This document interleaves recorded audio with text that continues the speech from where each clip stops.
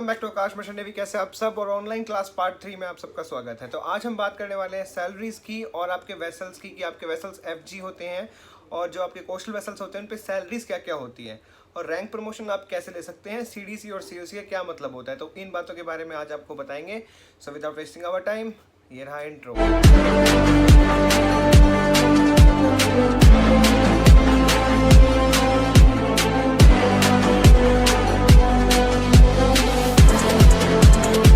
चलिए आज हम बात करेंगे Akash mission navy chief engineer YouTuber motivator. आपका बहुत बहुत स्वागत करते हैं एक नई वीडियो में, एक नया लर्निंग सेशन में। तो इंटरनेशनल फॉरेन मर्चेंट नेवी और इंडियन कोस्टल मर्चेंट नेवी में फ़र्क क्या है उसके पहले मैं आपको बताऊंगा कि आज हम एफजी वेसल्स के बारे में बात करें जो कि ऑफशोर एंड मेन फ्लीट होता है। तो यहाँ पर जो आप देख सकते हैं अजम्पशन हमने रखा है यूएसडी डॉलर टू INR का, यानी कि एक यूएसडी डॉलर है वो 70 रुपये के बराबर है। तो फॉर एग्जाम्पल जैसा कि आप इसमें देख सकते हैं सैलरी में $200 दिखा रहा है, तो उसको आप मल्टीप्लाई बाय 70 कर सकते हैं जो आपका 14,000 आता है। तो इस टाइप से आपकी सैलरी रहती हैं, तो आप इस चीज़ को अपना देख के चलिएगा। चलिए शुरू करते हैं। इंजन साइड को मैंने आज पहले लिया है, उसके बाद अगला जो सेशन हम बनाएंगे वो बनाएंगे हम डेक साइड के ऊपर। तो चलिए बताते हैं आपको। सबसे छोटा रैंक जो होता है, यानी सबसे लोअर रैंक जो होता है वो होता है ट्रेनी ऑयलर या वाइपर का। जब भी आप ओपन सीडीसी लेते हैं, यानी 700 रुपीज़ वाली सीडीसी आप लेते हैं बिना कोर्स करके और STW कोर्सेज लेते हैं, ठीक है, या फिर आपने जीपी रेटिंग कोर्स कर लिया एंड STW कोर्स उसके अंदर इंक्लूड होते हैं, तो उन दोनों के बाद आप इंजन साइड में बनते हैं ट्रेनी ऑयलर या वाइपर, जिसमें आपका काम क्या रहता है। आपका काम होता है जनरल मेंटेनेंस, जनरल जो भी आपकी वॉच वगैरह है, वॉच कीपिंग है, क्लीन शिप्स हैं, उन सबसे रिलेटेड आपका काम रहता है। तो हर एक कंपनी की सैलरी अलग अलग है, ठीक है। तो कंपनीज की सैलरीज वेरी कर सकती हैं। तो कंपनी सैलरी जो वेरी करती हैं वो होता है 200 से लेकर $600 तक, ठीक है, ट्रेनी ऑयलर और वाइपर के लिए। अब उसके बाद आपने निकाल लिया वॉच कीपिंग, जो कि आप जीपी रेटिंग के बाद निकाल सकते हैं आफ्टर 9 मंथ्स, और उससे अगर आप ओपन सीडीसी जा रहे हैं तो आप निकाल सकते हैं आफ्टर 18 मंथ्स। तो उसके बाद आप बन जाते हैं ऑयलर में। जब आप ऑयलर बन जाते हैं तो उसके बाद आपकी सैलरी जो है वो हो जाती है अराउंड 600 से लेके $1800 तक का। अभी हम बात कर लेते हैं कि TME और इंजन कैडेट की सैलरी मैंने इतनी कम क्यों लिखी हुई है। तो उसके पीछे भी रीज़न यही है कि जब आप IMU CT वगैरह डिप्लोमा क्लियर कर लेते हैं और जब आप कोर्स करके आते हैं या फिर आपने TME या फिर इंजन कैडेट का कोर्स किया हुआ है, तो उसके बाद आपकी सैलरी जो वेरी करती है वो होती है $250 से लेके $1200 तक, ठीक है। ये एक सैलरी है आपकी जो इंजन कैडेट और TME को मिलती है। तो आप यहाँ पे आप ध्यान से देखें तो आपको मालूम पड़ेगा कि दोनों का रैंक सीखने वाला होता है, उनको पहले सीख के आगे बढ़ना होता है। डायरेक्टली वो कहीं पे भी ऑफिसर नहीं होते हैं। हालांकि उनको थ्योरी की नॉलेज होती है, लेकिन प्रैक्टिकल नॉलेज उनको जीरो होती है जब तक वो शिप पे काम स्टार्ट नहीं करते हैं तब तक। अब अगला जो रैंक मैं दिखाने जा रहा हूँ वो है आपका होल्डिंग COC, जो कि आपका सर्टिफिकेट ऑफ कॉम्पिटेंसी है। यहीं पे जो आपका CDC दिया हुआ है वो आपका कंटिन्यूस डिस्चार्ज सर्टिफिकेट है। तो जब आप COC निकालते हैं TME, इंजन कैडेट या फिर ऑयलर, या फिर आपने जो ऑयलर के बाद आपने अगर मान लो फिटर का कोर्स कर रखा है उसके बाद आप COC निकालते हैं, तो आप बन जाते हैं 4th इंजीनियर। अब ये COC कोई भी वाइट लिस्टेड हो सकती है, इंडियन, UK, पनामा, होंडुरस, ठीक है, इस टाइप की कोई भी आपकी COC हो सकती है। इसमें कोई इशू नहीं है। हर एक कंपनी का फ्लैग अलग अलग एंडोर्समेंट देता है, अलग अलग COCs पे देता है, लेकिन इंडियन और UK जो है वो वाइडली एक्सेप्टेड है। अगर आपको जॉब्स की ज़्यादा टेंशन है तो आपको इंडियन UK COC पे भी बहुत सारी जॉब्स ऑफर होती हैं। लेकिन वही बात है, लिंक का हमें पता होना चाहिए, वो हमारे लिए ज़रूरी है, वरना जॉब लेना हमारे लिए इस फील्ड में मुश्किल हो जाएगा। बिकॉज ऑलरेडी मेरे जो फ्रेंड्स हैं जिनको मैंने अभी जॉब दिलाई है, तो वो भी UK COC करके आए थे। काफ़ी 2 साल से, कोई 1.5 साल से बैठा हुआ था, तब जाके उनको मैंने जॉब जो है वो ऑफ़र की और अभी वो उस जॉब पे जा रहे हैं and they are very happy with it. तो COC निकालने के बाद बनते हैं 4th इंजीनियर, जिसमें आपकी सैलरी होती है 1500 से लेके $4000 तक की, जो कि एक हैंडसम सैलरी पैकेज में आ जाता है। वहीं हम बात कर लेते हैं 3rd इंजीनियर की।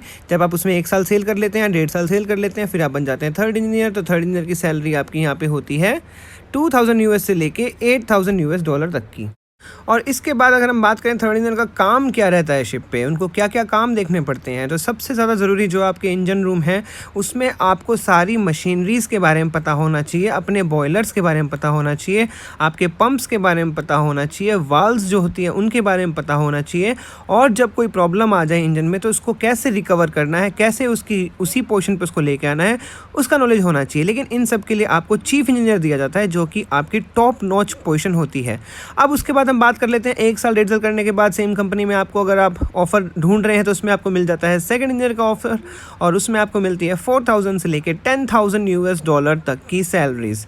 अब $10,000 को आप देखें तो 7 लाख के आसपास वो रुपए हो जाते हैं, और बहुत ही ज़्यादा हैंडसम सैलरी है, और इसीलिए मर्चेंट नेवी का दर्जा सबसे ऊपर दिया गया है when it comes to the salary, when it comes to the hanging the places that you never been before, नई नई कंट्रीज़ में आपको जाना घूमना, वो सब आपको मर्चेंट नेवी ऑफ़र करती है। चलिए अब बात कर लेते हैं सबसे बड़े COC के बारे में, जो कि है चीफ इंजीनियर की COC। चीफ इंजीनियर जो होता है वो आपका इंजन रूम का हेड होता है, हेड ऑफ द डिपार्टमेंट होता है चीफ इंजीनियर का। कैप्टन जो आपका होता है वो आपका डेक साइड में हेड होता है, ठीक है। तो ऐसा नहीं कह सकते कि कैप्टन को नॉलेज नहीं होता है इंजन रूम का, बट उतना नहीं होता है जितना चीफ इंजीनियर को होता है, वो मास्टर होता है वहाँ का। और ज़्यादातर कैप्टन्स को क्या है, उनको बस अपने इंजन्स जो हैं रेडी चाहिए, स्टैंड बाय पे चाहिए। जब भी कोई ऑपरेशन या मैनोवरिंग कुछ होने वाली हो तो उनको हर एक चीज़ अप टू डेट चाहिए। तो चलिए चीफ इंजीनियर की सैलरी की अगर हम बात करें तो चीफ इंजीनियर की सैलरी होती है 6,000 से लेके $15,000 तक को। और अगर आपको चाहिए तो इसको आप मल्टीप्लाई बाय 70 कर लीजिए, आपको उनकी सैलरीज़ का थोड़ा अंदाज़ा लग जाएगा। बहुत ही ज़्यादा हैंडसम सैलरी होती है, बहुत लोग आपको नहीं बताते हैं, क्योंकि यहाँ पे हमारे इंडिया में ये मान्यता है कि अगर आप किसी को अपनी सैलरी बता रहे हो या ज़्यादा बता रहे हो तो उस पर नज़र लग जाती है और वो सैलरीज जो है आपको नहीं। तो चलिए अब बात कर लेते हैं कि इस पे इनकम टैक्स वगैरह का क्या कहना है जो इंडियन गवर्नमेंट है। अगर इतना पैसा वो लोग कमा रहे हैं तो जाहिर सी बात है कि इनकम टैक्स लगना हमारे ऊपर भी लागू हो जाता है। लेकिन यहाँ पे एक राहती खबर मैं आपको बता दूँ कि मर्चेंट नेवी में जो लोग काम करते हैं उनके ऊपर इनकम टैक्स नहीं लगता। अगर वो इंडिया से 183 डेज़ के लिए वो बाहर रहते हैं तो उनके ऊपर कोई भी नहीं लगता है इनकम टैक्स किसी भी तरह का। तो ये थी कुछ सैलरी से रिलेटेड, और हर एक कंपनी का अपना अलग अलग सैलरी पैकेज प्लान होता है।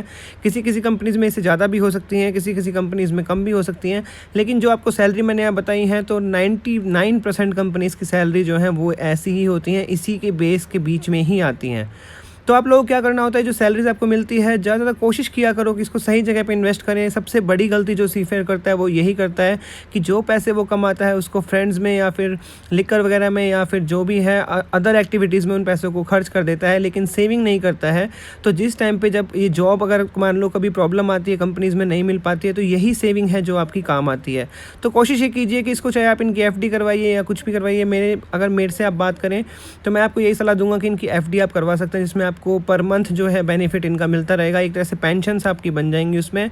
तो इतनी अच्छी सैलरीज हैं तो उसमें आपका सब कुछ भी इजीली हो सकता है। तो चलिए मिलते हैं इस वक्त अगली वीडियो में। अगर आपको वीडियो अच्छी लगी हो तो लाइक शेयर सब्सक्राइब जरूर कर दीजिएगा। वो जो साइड में आपको घंटी का निशान दिख रहा है उस पर उसको ऑल पे क्लिक कर दीजिए, ताकि मेरी जैसी अगली नोटिफिकेशन आएगी तो आपको मिल जाएगी। तो चलिए मिलते हैं अगली वीडियो में, जब तक के लिए अपना ख्याल रखिए। I love you all, take care, जय हिंद।